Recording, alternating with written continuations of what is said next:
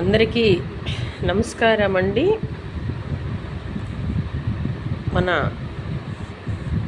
లక్ష్మీ పార్వతి గారి మాటలు విన్నాను నేను.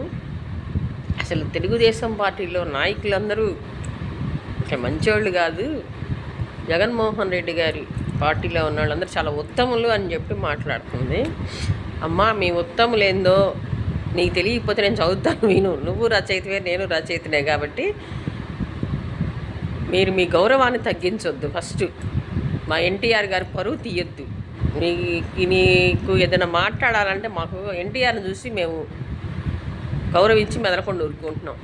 నువ్వు పొద్దున్న లెగిస్తే చంద్రబాబు నాయుడు గారిని తిట్టడానికి నిన్ను జగన్మోహన్ రెడ్డి గారిని పెట్టాడా?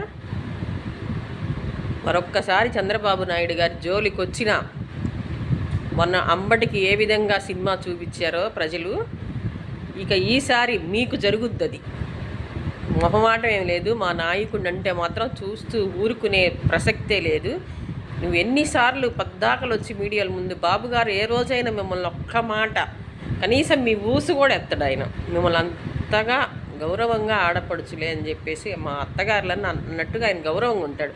మీరు కనీసం అల్లుడికి మర్యాద ఇవ్వలేని దాన్ని నువ్వు ఎన్టీఆర్ని ఎందుకు పెళ్లి చేసుకున్నావో మాకు అర్థం కాదు. ఒకటి, భర్త ఉండంగానే ఆయన వీరగంధం సుబ్బారావు గారికి విడాకులు ఇచ్చావో లేదో తెలీదు, ఏందనేది తెలియదు మనకి. సరే, ఎట్టన్నా కానీ ఆయన బతికుండంగానే ఆయనకు షాప్ పెట్టావు. రెండు, ఎన్టీఆర్ గారికి వాడికి వచ్చాక ఎన్టీఆర్ బిడ్డలకి మనశ్శాంతి లేకుండా చేసావు. నువ్వు చూస్తే చూసి ఉండొచ్చు ఎన్టీఆర్ని, కాదను, కానీ నీ పద్ధతి మాత్రం అస్సలు మాకు నచ్చలేదు. మా ఎన్టీఆర్ గారి భార్యగా నువ్వు మార్చుకో, బాగుంటుంది.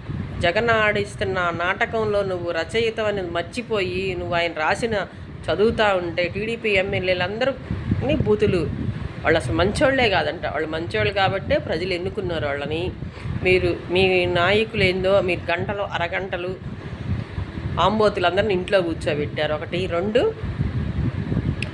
దళిత బిడ్డలు డోర్ డెలివరీ, ఆ దళితులే సరిగ్గా సమాధానం చెప్పారు.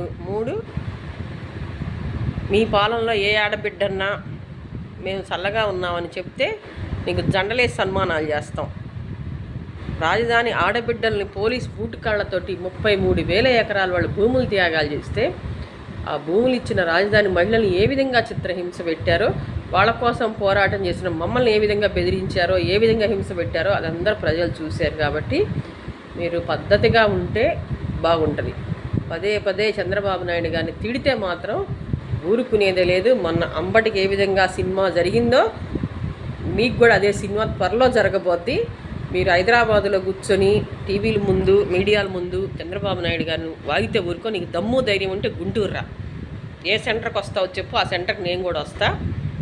మీ నాయకుడు చేసిన అవినీతి ఏందో, మా నాయకుడు చేసిన అభివృద్ధి ఏందో చదువుదాం ఇద్దరం కూర్చొని.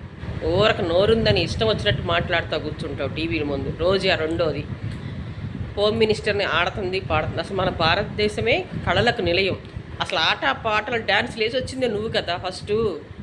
నిన్ను నువ్వు మర్చిపోతే ఎట్ట? కళలు మన యొక్క కీర్తి. కళలను ప్రోత్సహించండి, తప్పే ఉంది. కాసేపు ఆడితే హోమ్ మినిస్టర్ అయితే ఆడకూడదా? ఆమెకు ఆరోగ్యం అవసరం లేదా? నీకొక్కదానికి ఆంధ్ర ఆట అంటూ ఎంత దోచుకున్నావు, ఎన్ని కోట్లు దోచుకున్నావు. మా లోకేష్ బాబు రెడ్ బుక్ తీయట్లా, మాకు అదే బాధ.